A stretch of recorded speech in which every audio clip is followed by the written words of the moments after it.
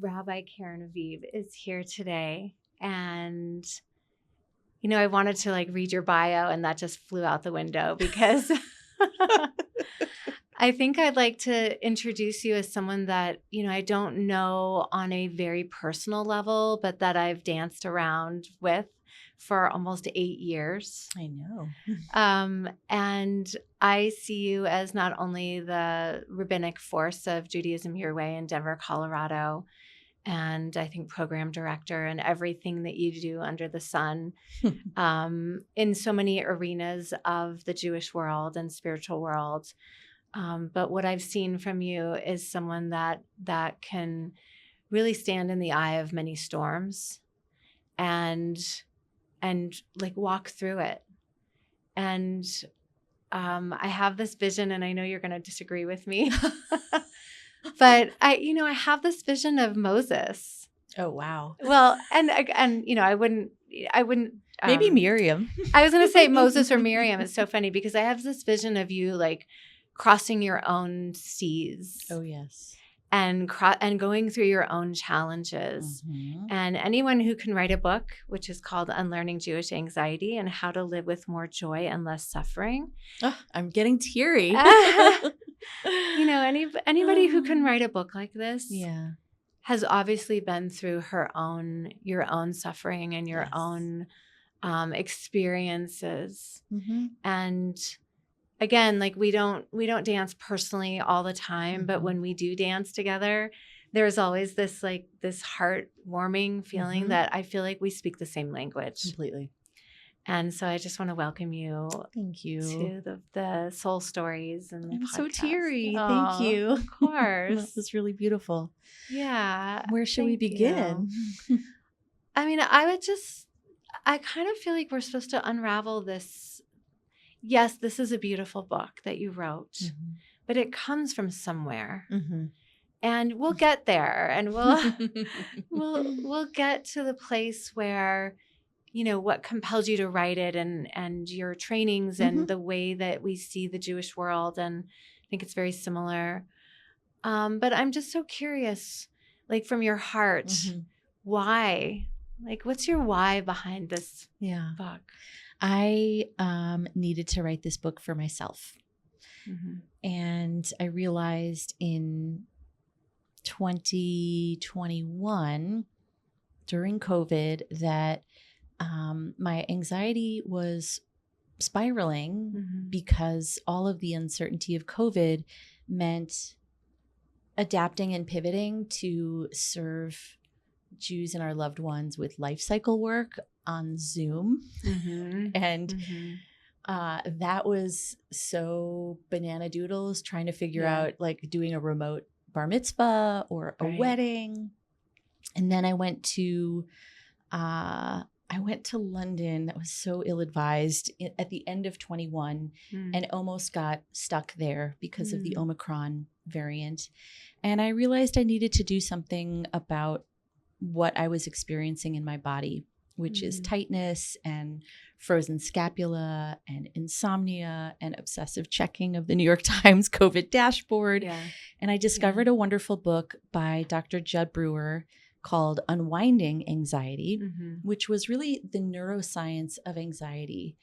And it helped me understand my own lived experience of anxiety in my body. Yeah. And in my mind and in my patterns and habits of thought and feeling and action. Mm-hmm.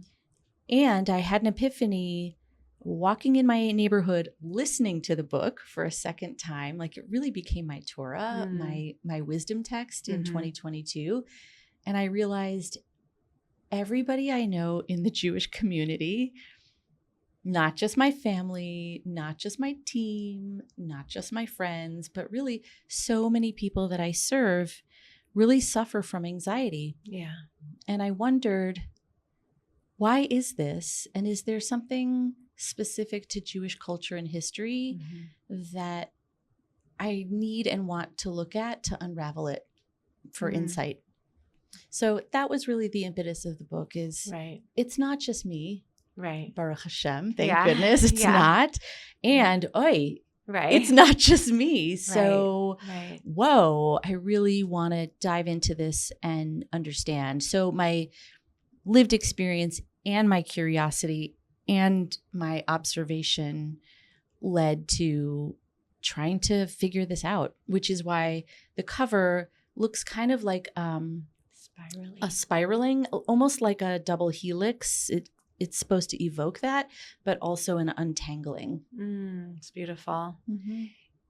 In terms of anxiety, so personally, I think I've had anxiety probably since I was born, Mm-hmm. right? And I don't know if it's the Jew in me or, Maybe. Probably. I'm curious where yours, I think, like you said, the COVID issues brought it up and out. Mm-hmm. And I'm just so curious where your root is. Mm-hmm. And do you think it's deeper than just your own? We all have lived experiences of childhood and things that just being in a body. Yeah. Where do you think yours comes from? I think it comes from my family of origin, my culture of origin. It is something that I think in Jewish culture and history we inherit. And I can trace back certain moments of my childhood where I learned things from my ancestors that led to feeling restless or nervous about my safety or my worth as a human being, or whether or not I belonged or would be accepted.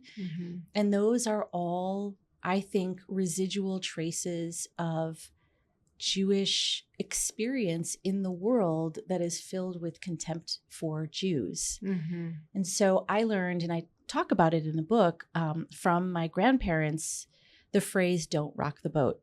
Yeah. And that was really a response to coming to this country, seeing the landscape of, the dominant metaphor was the melting pot, where you have to erase your differences and your distinctiveness to be accepted and to learn how to pass as white. Right. And that's what my ancestors did with vigor and wholeheartedly, because they didn't want to experience stigma. They didn't want to be targeted. Right. They wanted to blend in and make it, fulfill the American dream. And that meant losing or actively shedding a lot of distinctiveness that would put them at risk. Right. Risk about their safety or their belonging. And I learned that through osmosis. Yeah, it's in the bones. It's in the bones. And my grandfather, my maternal grandfather, left Poland in 1923 with his mom and his brother. They were denied entry into the United States because the borders closed in 1924. They went to Mexico City, and then they came here like 12 or 13 years later, undocumented. And Yossel Label Itzkowitz changed his name to George Lewis. Wow, that's a big change. It's a really big change. Yeah. And he shared stories when I was growing up of experiencing really like vitriolic, ugly, anti-Jewish contempt in the U.S. Army when he served in World War II, and also just wanted to blend in. Right. So that isn't like a lesson, like I'm here to teach you a lesson, Karen, but it was imprinted in me. Keep your head down, blend in. Don't do anything that might draw attention to who you are as a Jew. Right. Because the desire for belonging and acceptance and the desire to be affirmed that we have worth is so deep. So deep. It's so deep in our bones, in our soul, in our humanity. Right. Every human being wants to feel safe and loved and a sense of belonging. Absolutely. That's not distinctive or unique to Jews, but our history that we carry in our bones is distinctive. It's very true. I think about, in the work that I do with ancestral healing, I can feel into all the lineages of you think about the subconscious ways that things are passed down, and working with women, especially, and so many Jewish women in particular. Not surprised. Right. Somehow they just come knocking on my door. There's an energy of hiding. There's an energy of unworthiness. There's an energy of so many food issues, of hoarding or overeating or overdoing. Overdoing is a big one. Overfunctioning. Overfunctioning. Yeah, Oh, yeah. Overcompensating. Yeah, a lot of overcompensating. And it really affects, the women sitting on my couch. Yeah. And often they don't understand how pervasive it is, and how energy travels, and how memory stores in the DNA and in the bones. And so I'm just so curious about your idea of epigenetics, and can we, we see what's happened and how that's traveled. Do we have, and we'll talk more about how to change that. Yeah. But what are your thoughts on epigenetics? Yeah. I did a lot of research on about neuroscience for this book. And what I learned from the neuroscience of anxiety is that anxiety is an equation. Anxiety is a way of our nervous systems telling us that we need to do something to stay safe. Right. And so anxiety manifests as nervousness, restlessness. We need to do something, like that energy. And it's not just epigenetic. I mean, it's a function of evolution of our brains. So if we perceive a threat in our environment, like a bear, our nervous system kicks in and we go offline in our prefrontal cortex, which is a newer part of our brain, and we're in our amygdala. And our nervous system and our amygdala are working together to respond to a perceived threat in 4 ways: fight, flight, run away, freeze, play dead, or fawn, which is people pleasing, to try and survive a difficult situation until the threat has passed. I think Jewish women in particular. I literally was going to say that to you. Oh my God. I did not learn how to fight. Yeah. Jewish men learn how to fight. They are trained like, ugh. Yeah. That's why so many of my rabbinic colleagues who are male wanted to get on a plane after October 7th and go fight. Right. And, that's our nervous systems trying to keep us safe. Right. I learned flight, stay busy, overcompensate, run around and not say no to anything, say yes to all requests that come my way because you're just like a busy bee. 100%. And fawning. I learned how to fawn. I learned how to become an epic people pleaser, which often meant saying yes to things that I didn't want to do because I was afraid of being rejected. Yeah. And then I really would exhaust myself and I would experience resentment in my body, which manifests as tightness. Yeah.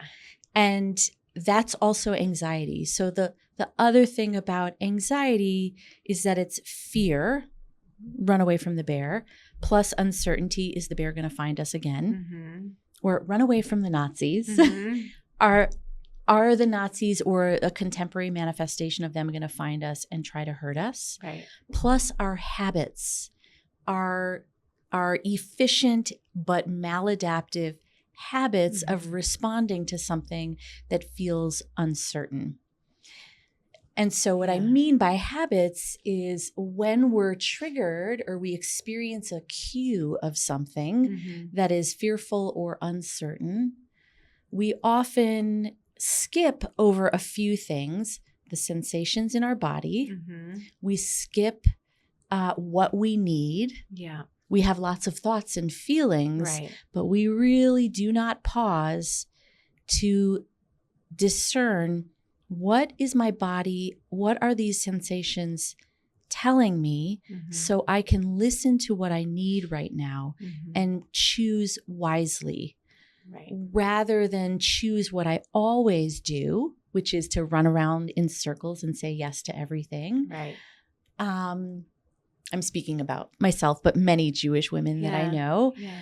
What can I do to simply pause and discern what my body needs right now, so that I can choose an alternative to my usual habit that will result in a different outcome that offers my body calm? Okay, I have to pause because I think I have 75 questions and thoughts Great. in everything you just said. Great. The first one, I want to really acknowledge how I think specifically Jewish women, but I think a lot of women too, but specifically Jewish, like I see you as, and again, I don't see you every day, right? I don't know your ins and outs. But I think we knew each other in a past life. For sure. For sure. But the way that I see you, and I actually have been told this myself, like I see you as not a fighter in a bad way, but like I see you as like a strong woman who doesn't put up with any bullshit, and like strong fighter. Interesting. And I actually have been told that people see me as that as well. And I think it's a really interesting, and I see a lot of Jewish women that look like they are fighters or standing up for, you know, something and being strong. Yeah. And I think what it is fawning. I think what you're like, we give off this hiding persona, right? So I'm going to show the world that I am this way. But really what's happening inside is that I am doing circles and somersaults inside of the nervous system, because so many women, specifically Jewish women, are not feeling from the neck down. Yeah. And when you try and I don't know how you feel in your body, you know, now versus where you were, but the body keeps the score, you know, that's a great book. Yep. And so many of us don't feel safe in our bodies. So I think we create this persona about ourselves, when the truth is, for me at least, I have two major places I can go and hide. Like I have it in the back of my head, if the shit hit the fan, where would I hide my family? That's a nervous system response in general. Completely. Like to know that I have two places, local and not local, that I can pick up and leave, is a really scary, scary thing to tell your body, right? But the anxiety and the fear and the real life things that have happened, especially recently, really tell us that we have to have a backup plan here. Oh, always have a suitcase in the closet and a passport. Yes. I literally learned that from my grandparents. Exactly. And the irony is, I am applying for Polish citizenship. Wow. So that I can have an EU passport because of my Jewish anxiety. Wow. I know many people who have done that as well. Yeah. And my mom and my daughter and my aunt were all applying, and my sister and her kids, just in case. You never know. And I know that that's my Jewish anxiety. I know that that's my inherited intergenerational trauma talking. And it's an understandable response to fear and uncertainty. So I'm not judging myself or flagellating myself. You know, I recognize when I have that response, whether it's flight or fawning, one antidote to that anxiety is to pause and just practice self-compassion. Like I'm literally putting my hand on my heart and my belly. You know, it's a way to just give ourselves loving touch to be with the difficult feelings and not run away from the difficulty of our humanity, but to offer compassion because it's an understandable response to the world. That's when I say, oh, honey, Like, or I talk to myself like, oh, Ima, or Right. I say, oh, Habibi, this is hard. This is hard. I speak to myself the way I speak to my daughter. Yes. Which is with loving kindness and compassion to recognize this is hard. Yeah. This is not forever. And I can choose with awareness and compassion how to respond to the fear and the uncertainty that's arising in this moment. It's not necessarily a permanent experience of life. It's just right now. Yes. V'gam ze yavor, and this too will pass. Yes. So to just befriend and be with the discomfort instead of immediately jumping to scroll, right, to say yes to more things, to run around the house and distract ourselves and try to avoid the difficult feelings. Yeah. Really, my book is about pausing. Yeah. Yeah. Pausing to be with and to notice what our inclination, our habitual responses might be that often wind up amplifying our anxiety rather than soothing and calming it. Yeah, I love the idea. Like I've seen when we're talking, I can see you put your hand, and I do that often too. It is like this motherly, like I'm wrapping my own self. We do it so well. I think it's the Jewish mother in us that we care for our children and our animals and our people so well. And that self-abandoning is real. Yes. And I do think it's in the bones, and I think it's learned. And, in my practice, we practice something called stop, drop, and feel. Yeah. Yeah. Right. And I think it's really uncomfortable to be with your own body in that way, because it is, as we said, it's not just this lifetime. It's so much history. Yes. And some of that history is so beautiful. The mysticism inside of all the hiding and the glory and the beauty but there's real hiding. Yeah. And I guess I'm curious how you teach the idea of kind of being with like you talked about, being with your body in this moment. How do we then not get rid of our second plan of like, okay, if the shit hit the fan, this is where I'm going, because we still need it. But how do we come out of hiding? Yeah. Because isn't that like unraveling anxiety? Yeah. Like, how do we do that? I talk in the book about thinking about Jewish history and what we carry as a double helix, like a DNA strand. And so one strand of that double helix is the difficult history of Jewish oppression, the fear, the anxiety, the targeting, the blaming us for things that we have nothing to do with. The blame, the isolation, the terror, the yuck of Jewish history. Yeah. The other strand of the DNA helix is our resilience and our capacity to change and our creativity and our adaptability. And both these things are true. Gam v'gam tamid, like this and that always. Right. And we can choose to overemphasize that one strand of DNA, of Jewish history, of trauma and suffering, and victimization and oppression.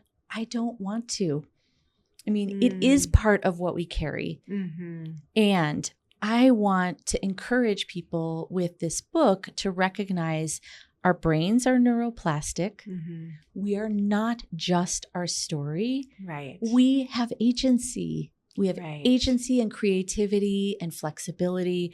And through growing our awareness of our habits and our patterns and pausing to recognize when we're in that loop and we're about to choose a behavior that is habitual and efficient and familiar, but doesn't serve us, we can pause. Yeah.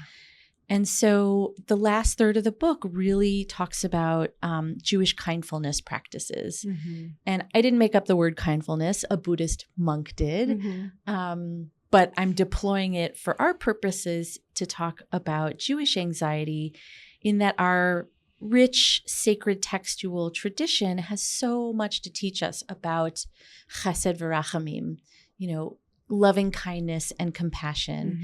And I talk about those two values and the practices associated with them as a way to daily practice tikkun atzmi, healing ourselves through meditation, through prayer, through studying texts about chesed and rachamim, through mapping out our habits.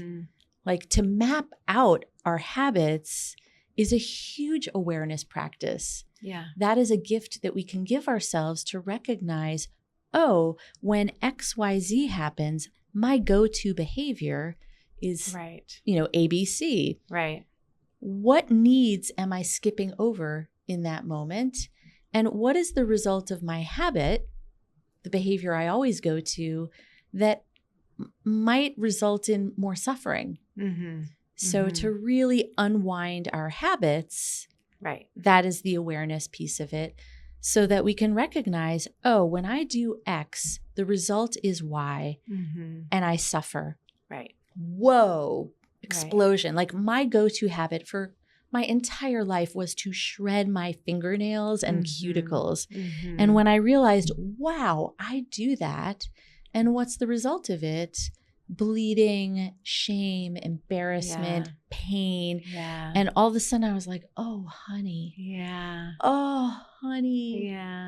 I need to figure out what I need in that moment, and then make a different choice instead of the efficient automatic behavior that causes me so much suffering.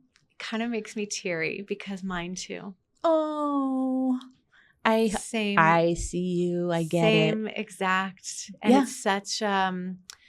it's such a shaming behavior, because the rest of the world can see it. Yes. I remember sitting in seventh grade, and I just remember shredding my fingernails, and just out of pure self-hatred, and such a learned behavior. And I just, when you said that, it's like that piece of me was oh, I know. It's so hard. I think that's the fawning that you referred to, is making sure everybody else is okay while you're sitting there tearing yourself apart. Yes, literally. Yeah, literally tearing your fingernails apart. And I think it's such a learned behavior that it's breaking the habit of being ourselves, but it's also, for me at least, it's like coming back to the remembering that, like you talked about the double helix. For me, it's always been, and this is like the base of my work, is that, we aren't our stories, and we aren't, yes, what happened to us is important and our body remembers that, but we have to retrain our bodies to remember that we are, I always say we're soul first, body second. And to inhabit more light inside of this body, we have to really focus our attention and our consciousness on something greater than ourselves. Yes. Gosh, God, soul, light. Yeah. So I'm curious, we share so many anxieties. Let's surprise. Let's share a little bit about, who are you when you're not in that anxiety? Who's your soul? Who is Caryn from a soul place? Oh, it's such a great question. I'll share with you that I started a meditation practice not long ago, and it has been life-changing, because it allowed me each morning to remember, one of my mantras is, I am safe right now. I am love right now. And I am loved. That's beautiful. And the distinction between I am love, you could say I'm lovable, I'm worthy of love, but really it is my purpose in this deployment, in this body on this planet right now is to practice ahava rabbah, boundless love. Yeah. And to reflect it to the people whose eyes I look into, to really, to just say, you are love. You are lovable. You are worthy of love. You are deeply loved. Yeah.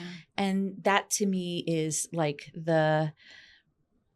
that is Shekhinah between us. Yeah. Like, to really reflect that and be a source of love and to be a blessing.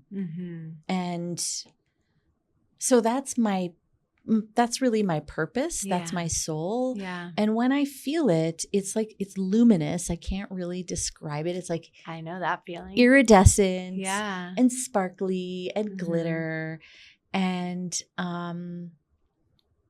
it's like a Mobius strip. Like sometimes I fall out of it and sometimes I regain it. Or I talk in the book about the mystical idea of Ratzo v'shov, which comes from Ezekiel, of like running and then returning, or mochin de gadlut, which is expansive mind, or mochin de katnut, which is not small mind, but like efficient, task-oriented, goal-oriented, get stuff done mind of like, I'm in chore mode. Right. And we need that to function. If we were in Atzilut, like, if we were in spirit mind all the time, we wouldn't be able to drive carpool. Be meditation 24 hours. we really need both. Yeah. And just like the double helix of Jewish history, we do need both. Like I talk over and over again in the book of like, I'm not here to gaslight you. Right. As a Jew, the contempt out there in the world is real. Yeah. The agency question, the power question that we have is, how do we respond to that? How do we respond to that? Like, again, we are not the entirety of our story of what happened to us. Right. We have agency and we have, I think it's aleinu, like it's our responsibility to care for ourselves first, the tikkun atzmi, so that we can do what our tradition invites us to do, which is tikkun olam, which is to be a source of healing and repair in the world. But if we give our power away by fawning and fleeing, or by only fighting or only freezing, when that's not what the situation calls for, we're not doing anybody any service. Yeah, I really think like something that I've been working a lot with groups of women and myself is giving up the good girl. That's really the fawning. And it's such a huge practice and it's such an art of like, what's underneath the good girl, the people pleasing, the I've got it. No, it's okay. I can do it. I can do it. Sure, you want me to do this? Yeah, no problem. While the body is like, oh my God, I don't want to do this. Right. And like, who is underneath the good girl? And, we could have a whole discussion on menopause too. Oh, completely. Because I think, as we age and get older, we uncover these ways in which we have been the good girl. And I do think it's ancestral. I remember my grandmother, we would always go out to dinner and she would say, well, what is everybody else having? Oh my God. And I'm like, is this just a Jewish grandmother thing or do other grandmothers do this? And it always made me so sad. And I always said to her, but Ma, what do you want to eat? And she's like, I want whatever you're having. No. And I'm like, at the time I was younger and I'm like, oh, that makes me so mad. Yeah. But the truth is like, that's just learned behavior that she learned from habit. Her mother. It's habit, and her habit, mother habit. and her mother. That we're all in survival. Yeah. Right. And like for whatever reason, I think you and I were born into a time period of great awakening that we have to release this good girl in order to be safer in our bodies, in order to be there, in order to be great parents. Like I think you and I are great parents. I know we've made mistakes. Sure. My son's sitting right here. He can tell you all the mistakes I made. But like, we get the opportunity to do it differently. So we have to do we've done a lot of behind the scenes work of unlearning our own anxiety. And I guess I just want to say, like, it's amazing that clearly you've done some of this deep work in order to write a book and have agency over it. And, as we kind of close, do you have a prayer for Jewish women? Like if you could put that out into the universe, what would that be? I mean, all women, obviously, but specifically your book is about Jewish anxiety. What would that be? Oh, wow. My prayer is, it's not really a prayer. It's a teaching. And it is Shema Yisrael, Havaya Eloteinu, Havaya Echad, which is the feminine form of listen.